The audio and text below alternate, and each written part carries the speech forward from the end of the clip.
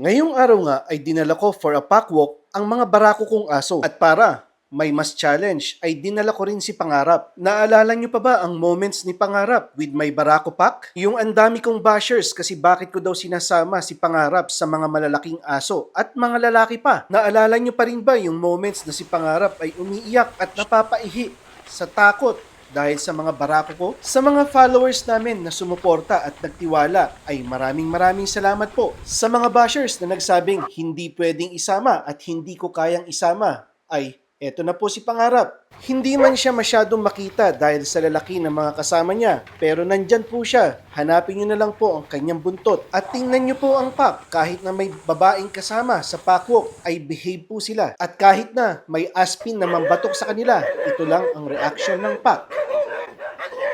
Titingnan lang ng pack pero hindi nila susugurin.